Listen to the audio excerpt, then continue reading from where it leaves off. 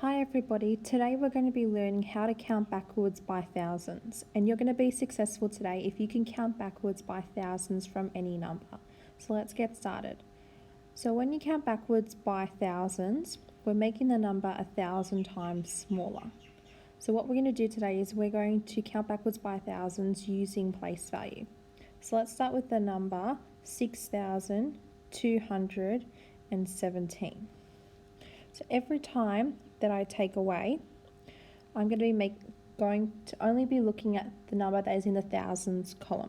So the number that's in the thousands column here is 6,000. So every time I take away 1,000, the only number I'm changing is the number that's in the thousands column. So if I count backwards by 1,000, starting from 6,217, I'm going to get 5,217. Then, when I count backwards by 1,000 again, the only number that I'm changing again is the number that's in the thousands column, and that's 5,000 now.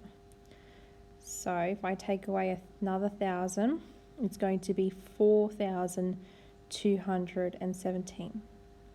So each time I'm taking away 1,000, I'm only changing the number that is in the thousands column. So now it's going to be 3,217. So each time I'm only changing the number that's in the thousands column. Okay, so what you're going to do now is you're going to go back onto Google Classroom, have a look at the Google slide, and what you need to do is you need to count backwards by thousands from the numbers that I've given you. Now, if it's not tricky enough, what I want you to do is I want you to choose your own number.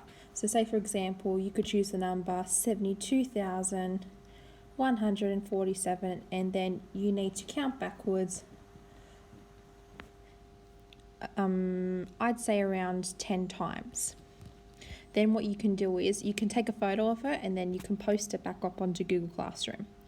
Okay, I hope you've enjoyed this lesson. Make sure you comment below if you couldn't hear me, if you want me to do more of these little videos, please comment below. All right, have a nice rest of the day and stay safe, everyone. Bye.